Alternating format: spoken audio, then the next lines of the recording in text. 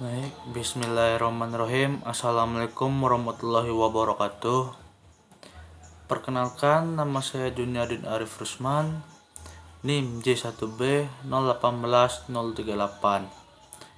Di sini saya akan coba mempresentasikan dari 3 materi yang telah diberikan. Baik, langsung saja kita mulai dari materi pertama.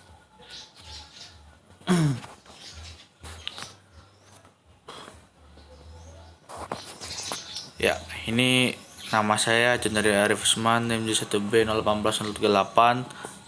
Tugas rancang bangun irigasi lahan kering. Teknologi konservasi tanah. Konservasi tanah mekanik adalah merupakan semua perlakuan sifat fisik mekanis yang diberikan terhadap tanah dan pembuatan bangunan yang ditujukan untuk mengurangi aliran permukaan dan erosi serta meningkatkan kelas kemampuan tanah. Teknik konservasi tanah ini dikenal pula dengan sebutan metode teknik sipil. Metode sipil teknik. Perlakuan fisik mekanis terhadap tanah tetap diperlukan meskipun metode sipil teknis bukan menjadi pilihan utama. Misalnya, meskipun tindakan konservasi vegetatif menjadi pilihan utama, namun perlakuan fisik mekanis seperti pembuatan saluran pembuangan air atau bangunan terjunan masih tetap diperlukan untuk mengalirkan sisa aliran permukaan yang tidak diserap oleh tanah. Teknik konservasi mekanik juga perlu dipertimbangkan bila masalah erosi sangat serius dan atau teknik konservasi vegetatif dinilai tidak efektif lagi untuk menanggulangi erosi yang terjadi. Pada prakteknya sulit dipisahkan antara teknik konservasi tanah, mekanik dan vegetatif. Penerapan teknik konservasi tanah secara mekanik juga akan lebih efektif dan efisien apabila dikombinasikan dengan teknik konservasi tanah vegetatif, seperti penggunaan rumput atau legum sebagai tanaman penguat teras, penggunaan mulsa ataupun pengaturan pola tanam.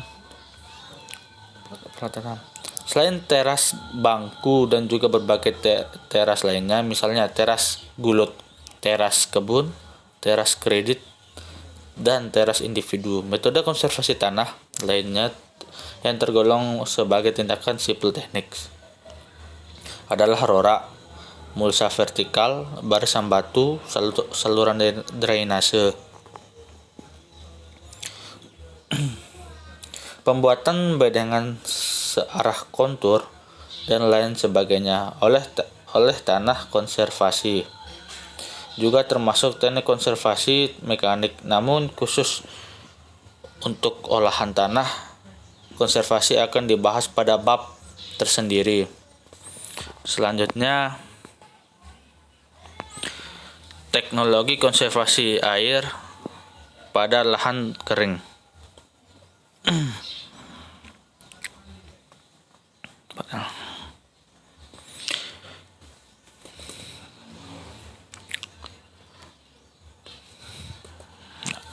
Prinsipnya adalah penggunaan air yang jatuh ke tanah seefisien mungkin dan pengaturan waktu aliran yang tepat sehingga tidak terjadi banjir yang merusak pada musim hujan dan terdapat cukup air pada musim kemarau.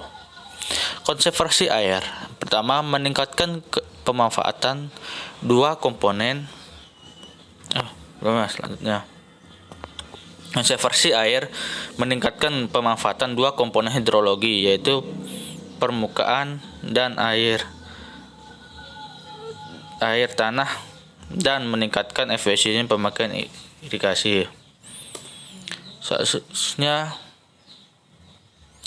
pengelolaan air permukaan meliputi pengendalian air permukaan, pemanenan air, meningkatkan kapasitas infiltrasi tanah, pengolahan tanah, penggunaan bahan penyumbat tanah, dan penolakan air, melapisi saluran air.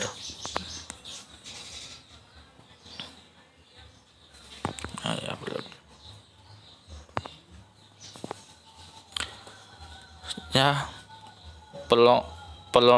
pengelolaan air bawah permukaan tanah. 1. Perbaikan drainase. 2. Pengendalian prakolasi dan aliran bawah permukaan. 3. Permukaan struktur tanah lapisan bawah.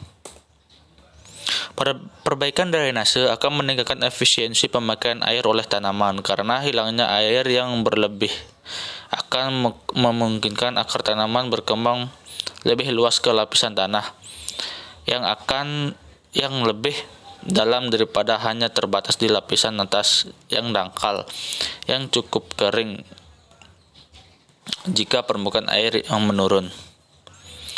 Tujuan teknologi konservasi air yang pertama, meningkatkan masuknya air ke dalam tanah melalui infiltrasi dan pengisian kantong-kantong di daerah cekungan.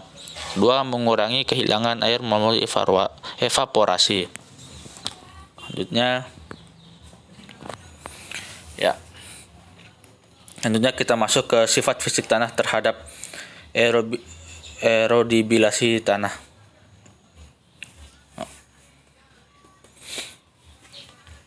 Ya, yang pertama, kepekaan tanah terhadap erosi. Tidaknya suatu tanah tererosi untuk dihancurkan oleh kekuatan jatuhnya butir-butir hujan dan atau oleh kekuatan aliran permukaan. Nah, proses erosi tanah. Ya, penghancuran agregat. Selanjutnya, pengangkutan partikel tanah. Yang selanjutnya, pengendapan partikel tanah. Selanjutnya, bentuk dari erosi lembar. Yang pertama, pengangkutan lapisan tanah yang merata tebalnya dari suatu permukaan bidang tanah.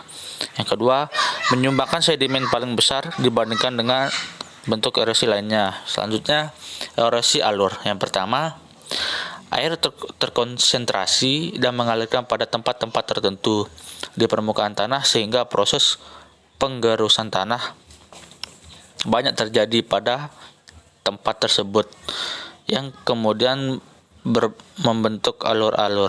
Ketiga, alur-alur tersebut akan hilang saat dilakukan pengolahan tanah atau penyiangan. Yang kedua, erosi parit. Aliran permukaan dengan volume yang lebih besar terkonsentrasi pada satu cekungan menyebabkan kemampuan penggerusan menjadi sangat besar sehingga mampu membentuk parit yang dalam dan lebar. 2. Tidak dapat dihilangkan hanya dengan pengolahan tanah biasa.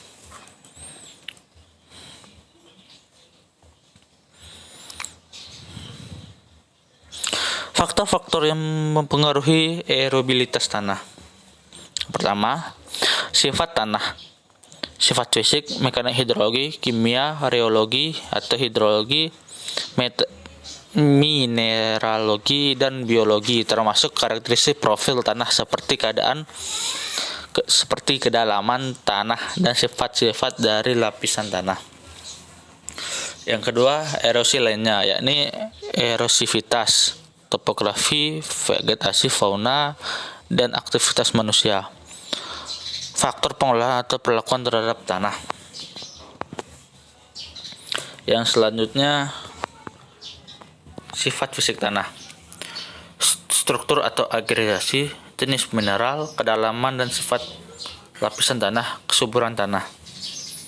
Selanjutnya, teksturnya. Tekstur menunjukkan besar halusnya tanah ditentukan berdasarkan perbandingan butir-butir fraksi pasir, debu, dan liat. Bahan organik.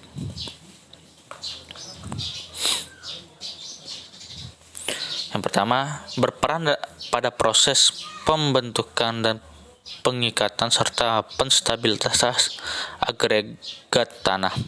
Yang kedua, pengikatan penstabilitas agregat tanah oleh bahan organik dilakukan melalui peningkatan secara fisik butir-butir primer tanah oleh mika jamur dan atau akar-akar halus tanaman dan pengikatan secara kimia. Bahan organik yang masih berbentuk serasa seperti daun, ranting, dan sebagainya yang hancur yang menutupi permukaan tanah merupakan perlindung tanah terhadap kekuatan perusak butir-butir yang jatuh.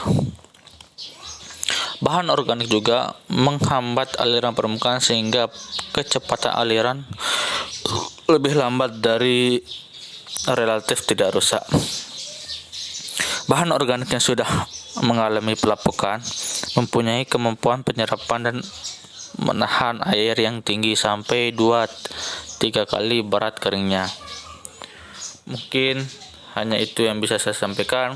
Kurang lebihnya saya mohon maaf. Wabillahi taufiq wal hidayah. Wassalamualaikum warahmatullahi wabarakatuh.